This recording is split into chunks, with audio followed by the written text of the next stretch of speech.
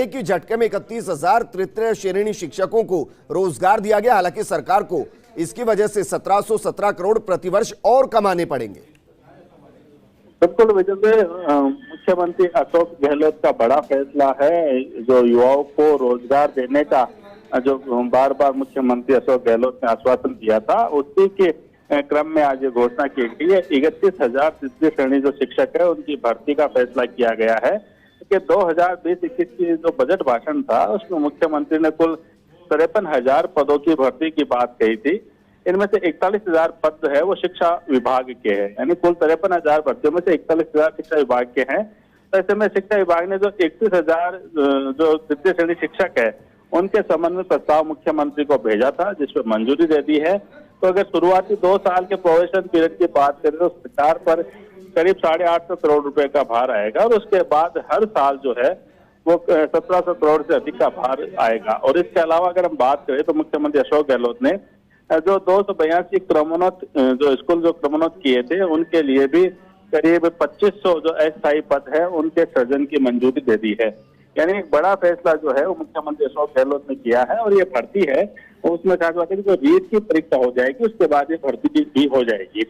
तो एक जो लगातार मांग थी, भर्ती की जो मांग उठ रही थी और मुख्यमंत्री ने आश्वासन भी दिया था, तो ये घोषणा आज मुख्यमंत्री अशोक गहलोत ने पूरी की है। और जल्द ही प्रदेश के जो हजारों जो बेरोजगार है, जो शिक्षित बेरोजगार है, उनको रोजगार मिलेगा। और खासकर शिक्षा के लिए जो मुख्यमंत्री जिस तरह से लगातार एक के बाद एक कदम उठा रहे हैं, चाहे स्कूल खोलने की बात हो, इंग्लिश मीडियम स्कूल खोलने की बात हो, जो बालिकाओं के लिए कॉलेज खोलने की बात हो, तो शिक्षा का विकास राजस्थान में हो, इसके लिए जो भी जरूरतें होंगी उनको पूरा किया जाएगा।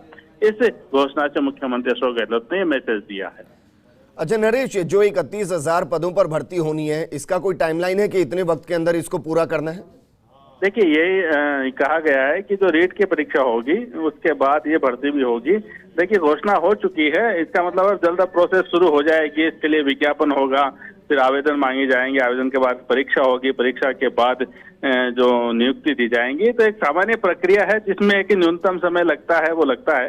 लेकिन बड़ी चीज ये है कि जिसका इंतजार था, चूंकि बजट घोषणा थी और उस बजट घोषणा को पूरी करने की मांग लगातार हो रही थी, तो ऐसे में आज ये घोषणा जो बजट घोषणा के अनुरूप जो है मुख्यमंत्री ने घोषणा कर दी है कि 31,000 तृतीय श्रेणी शिक्षक है उनकी भर्ती की जाएगी। तो बड़ा तोहफा है, दिवाली से पहले का ये तोहफा कहा जा सकता है इसको। तो देर सवेर भले ही जो प्रक्रिया में जो टाइम लगे वो लगेगा, लेकिन जब ये प्रक्रिया पूरी होगी तो प्रदेश के युवाओं को रोजगार मिलेगा। अच्छा नरेश, ये भी जानना चाहेंगे कितने वक्त से भर्ती प्रक्रिया रुकी हुई थी जिस पर मुख्यमंत्री ने मोहर लगाई है? देखिए, भर्ती प्रक्रिया रुकी हुई नहीं है विजेंद्र। ये बजट घोषणा थी जिसमें कहा गया था कि चूंकि स्कूलें नहीं खुलती है, रिक्त पद होते हैं और नई स्कूलों, इसके अलावा स्कूलों का क्रमोन्नयन किया गया था, तो ऐसे में पदों की जरूरत होती है और जितने पद की जरूरत होती है तो एक अनुमान लगाया गया था कि इतनी भर्ती है वो हमें करनी है। और चूंकि स्कूलें बढ़ी है, स्कूलें खुली है और इसके अलावा जो रिक्त पद हुए हैं उसके कारण से जरूरतें थी, तो उस प्रक्रिया के तहत जो जरूरत थी उसके हिसाब से ये भर्ती की जा रही है। कहीं अटकने जैसा कोई मामला नहीं है कि पहले कोई घोषणा कर दी हो और उसको वो रुक गई हो। ये बजट घोषणा का पार्ट है। बजट घोषणा हुई थी क्योंकि उसके बाद कोरोना काल आ गया था तुरंत, तो ऐसे में प्रक्रिया संभव नहीं थी करानी। और चूंकि सरकार का ध्यान भी पूरी तरह से कोरोना पे आ गया था, लेकिन अब धीरे धीरे जितने भी जो बजट घोषणाएं जो सरकार की रही है मुख्यमंत्री अशोक गहलोत की, उनको एक के बाद एक पूरा करने का प्रयास किया जा रहा है। जी बिल्कुल नरेश, इसके अलावा भी आप एक 2500 का आंकड़ा दे रहे थे, वो किस चीज की भर्ती है?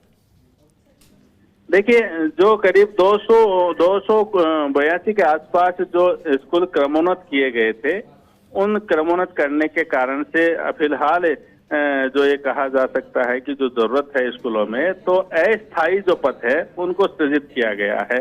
अस्थायी शिक्षकों के पद है जिसमें प्रधानाध्यापक भी है, वरिष्ठ अध्यापक भी है, अन्य अध्यापक भी है। तो ये एक अस्थायी पद सृजित किए गए हैं जिनको लेके भी जल्द ही जो यहाँ पे उनकी नियुक्ति की जाएगी, ताकि जो अभी स्कूलें जो क्रमोन्नत हुई है जहाँ रिक्त पद है, जब तक स्थायी रूप से अध्यापक ना आ जाए जिनकी भर्ती के माध्यम से, तब तक ये काम है वो करने के लिए ये प्रक्रिया अपनाई गई। जी बिल्कुल नरेश, शुक्रिया तमाम जानकारी हमारे साथ साझा करने के लिए। वाकई में दिवाली से पहले एक बड़ा तोहफा मुख्यमंत्री अशोक गहलोत की तरफ से बेरोजगारों को दिया गया, लेकिन आज